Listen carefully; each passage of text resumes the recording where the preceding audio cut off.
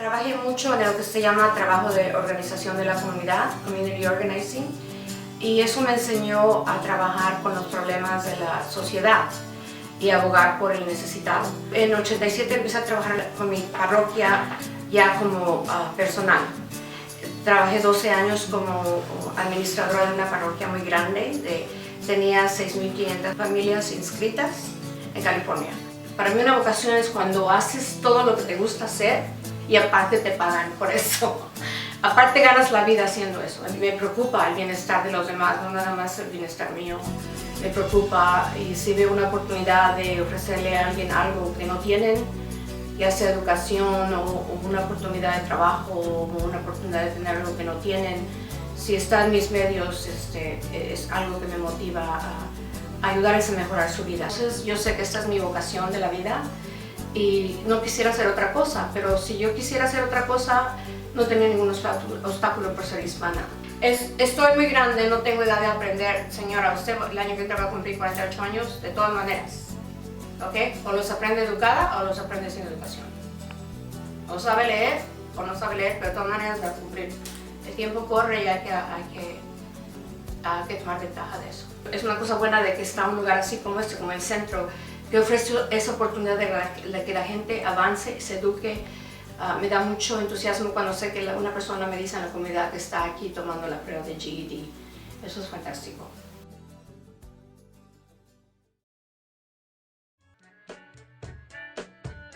Más que nada tengo un tipo de personalidad donde no tomo los nos, no me gustan los nos, no es siempre la respuesta más fácil, creo yo que siempre tenés que buscar los sís y las maneras de hacer cosas, y lo que me motiva es darle un buen ejemplo a mis dos hijos, poder mirarlos a la cara sabiendo que hice siempre todo lo posible en cada una de las actividades en las que yo me enfoco.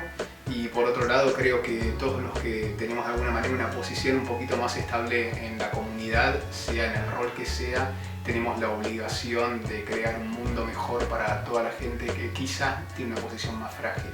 Creo que por nuestra historia y por ser inmigrantes también podemos nuevamente traer un montón de creatividad y hacer un montón de aportes, tanto en la vida profesional como en la vida cultural, como en la vida política, como en cualquier lugar donde nos pongamos, porque estuvimos expuestos a experiencias diferentes.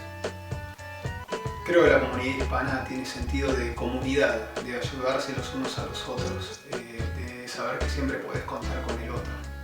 El espíritu de comunidades me parece el valor más fuerte que tiene la población hispana aquí en Tennessee. Sí, me siento hispano. Es una ventaja. Realmente vos podés comprender dos culturas en lugar de una, vos podés hablar dos idiomas, tenés acceso a muchísima más literatura, acceso a muchísima más música. Es como se dice, a veces siento que es un unfair advantage. Tenés la posibilidad de estar en dos conversaciones al mismo tiempo.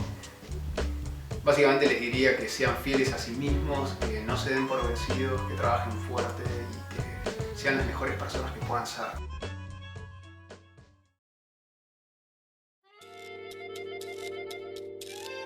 Mi nombre es José Luis Santiago, soy de Chiapas, México. Aquí en Nobile, Tennessee, tengo viviendo 11 años y trabajo en una tienda de materiales para construcción. Para empezar, cada día hay que vivirla como si fuera el último día de nuestra vida, porque nunca sabemos cuál va a ser el último día, ¿no? Entonces a mí me motiva mucho el vivir el día a día y vivirlo bien. Una de las cosas que a mí me gusta es involucrarme en las actividades de la gente, a veces son los problemas de la gente, a veces hay cosas que no me parecen, ¿no? Y trato de involucrarme para ver de qué manera se puede apoyar a esa gente. Me he sentido bien porque gracias a Dios me ha ayudado a lograr mis metas por las cuales vine a este país, que más que nada era que mis hijos pudieran terminar alguna carrera.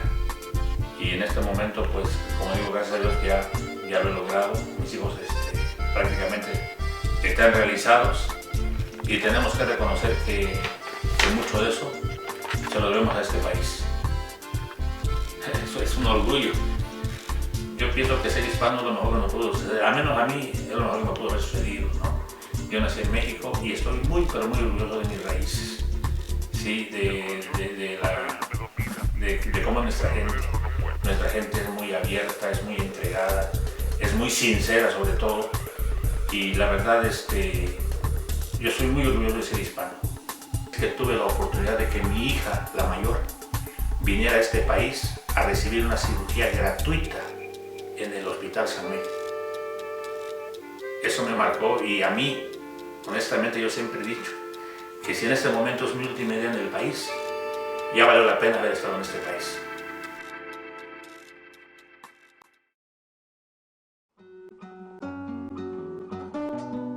Yo nací en Hawái y me crié en Hawái, y mi papá trabajaba para una compañía de piñas, Noble Pineapple Company.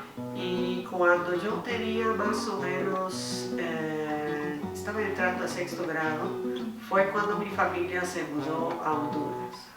Y eso sí fue un cambio grande. Nosotros vivimos ahí casi 5 años. Vivimos en La Ceiba, y basado en eso aprendí el español. Decidí sacar ese título ahí en la Universidad de Texas. Y esa experiencia fue tremenda, conocí mucha gente, definitivamente logré aprender mucho de la política, de la cultura, etcétera, de Latinoamérica. Yo escribí mi tesis de maestría sobre la religión y la política en Nicaragua y Costa Rica. Organizamos 10 camiones de gente de Tennessee para ir a una marcha en Washington, D.C. en el 2010. Y eso realmente fue una cosa muy emocionante, porque llegamos ahí, había 250,000 personas reunidos, todos abogando para los derechos de los inmigrantes, había banderas, el grupo de Tennessee estaba llevando música, estaba tocando música, todo el mundo estaba bailando, teníamos pancartas, pues un montón de cosas, ¿no? Y fue un trabajo tremendo organizar eso, pero valió la pena. Bueno, es que cuando organizan un evento, todo el mundo contribuye y ¡plac!, se organiza el evento.